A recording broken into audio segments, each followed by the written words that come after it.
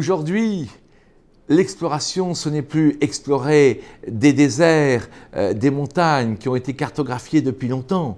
La vraie exploration, c'est celle de l'infiniment petit, de l'infiniment grand et aussi des profondeurs de notre esprit.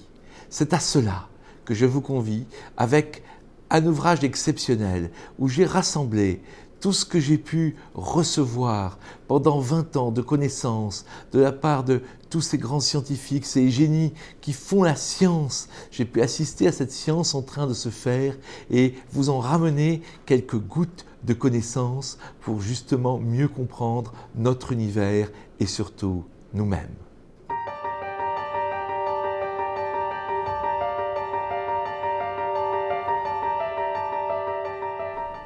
La réalité, ce n'est pas ce que vous croyez. Regardez, vous êtes assis dans votre fauteuil actuellement, en train de me regarder. Vous êtes immobile, du moins le pensez-vous. Pourtant, actuellement, vous allez à des centaines de milliers de kilomètres à l'heure dans l'espace, car la Terre tourne autour du Soleil et le Soleil tourne autour de la galaxie. Le fait que vous soyez immobile est une illusion. Et bien de la même façon, le fait que ce monde qui vous entoure, avec toutes ces caractéristiques de temps, d'espace, de matière, de dureté des objets, ce monde est une illusion. C'est l'un des grands messages d'une des disciplines les plus surprenantes et les plus importantes de la science moderne, la physique quantique. Et nous allons explorer cet infiniment petit pour voir qu'il débouche sur un tout autre monde, un monde de potentialité, un monde où toute une série de choses peuvent se produire en même temps, où on peut être à la fois plein et vide, blanc et noir, ici et là. Et cette exploration du monde va aussi nous amener à de grands questionnements philosophiques qui vont retrouver ceux d'anciennes traditions, comme par exemple la caverne de Platon des philosophes grecs.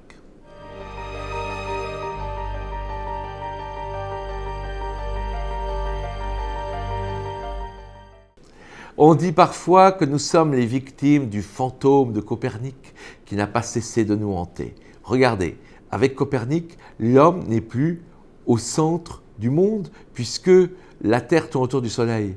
Mais voilà que le Soleil lui-même n'est plus au centre du monde puisqu'il tourne autour du centre de la galaxie. Et maintenant, la galaxie elle-même n'est plus au centre de l'univers.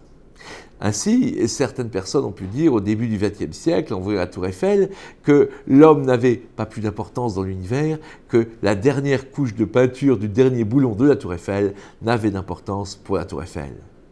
Mais voilà que la cosmologie moderne a réenchanté notre vision du monde. D'abord, elle nous montre que l'univers est sorti de quelque chose de très petit, très chaud, très dense, qui a explosé, la théorie du Big Bang. Et ça pose bien sûr la question de qu'y avait-il avant, d'autres dimensions, d'autres univers, hein, d'autres quoi.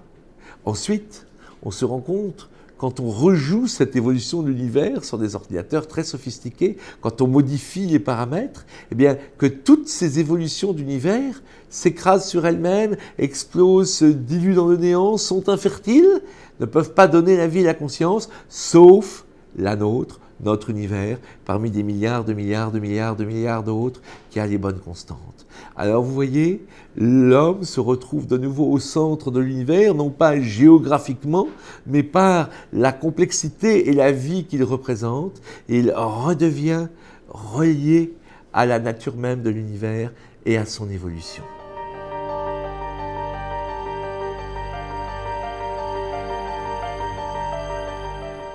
Cette évolution de l'univers, elle se continue par l'évolution de la vie. Alors, à quoi est-elle due? Il y a de grands débats là-dessus depuis plus de 200 ans. D'un côté, ceux comme Lamarck disaient « la girafe, en tirant sur son cou, arrive à manger des feuilles plus hautes et dans les arbres, et donc les girafes ont des coups plus longs ». Nous savons que ce n'est pas vrai. Darwin est arrivé en disant « non, c'est parce que les girafes naissent par hasard avec des coups plus longs. Dans les périodes de sécheresse, elles sont évidemment avantagées par rapport aux girafes avec des coups moins longs. Et elles survivent parce qu'elles peuvent manger plus de feuilles. C'est la sélection naturelle. » Et bien sûr, cela fonctionne. On voit bien que les gazelles courent de plus en plus vite pour échapper aux lions et les lions courent de plus en plus vite pour ne pas mourir de faim. Mais est-ce que toute la beauté, la complexité de la nature autour de nous vient de ce genre de processus? Je ne crois pas. On a aujourd'hui beaucoup d'éléments qui nous montrent que la vie est un phénomène beaucoup plus riche, beaucoup plus fascinant, beaucoup plus complexe que ces visions de hasard et de sélection naturelle. Et je voudrais partager certaines des découvertes que j'ai pu faire au contact de toute une génération de nouveaux scientifiques qui génèrent justement une vision de la vie beaucoup plus riche, beaucoup plus intéressante que la vision dont vous avez pu entendre parler dans les grands médias et même au cours de votre éducation.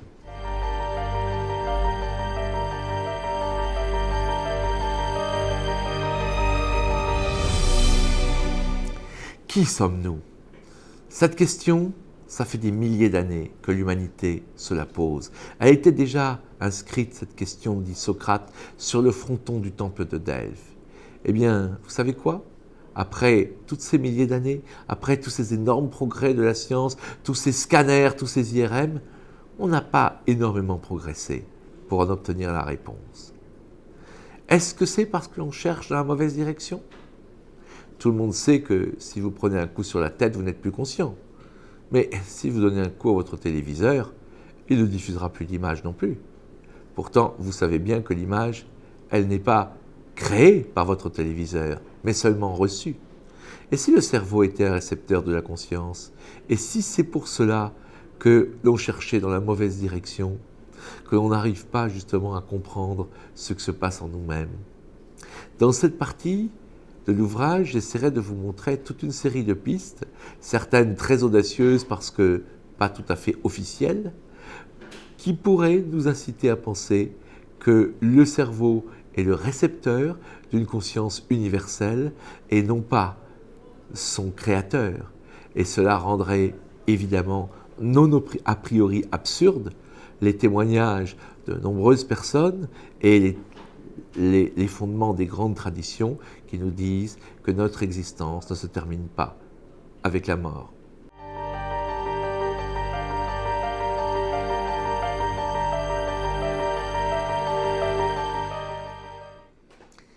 À l'école, vous êtes sans doute profondément embêtés, comme moi, lors des cours de mathématiques. À quoi ça peut servir tous ces chiffres, toutes ces formules qui ne semblent pas avoir grand-chose à voir avec notre vie quotidienne? Et pourtant, les mathématiques sont un domaine extraordinaire. C'est un domaine où il y a peut-être le plus de connexions entre l'homme et un autre monde de toutes les sciences. Comment est-ce possible?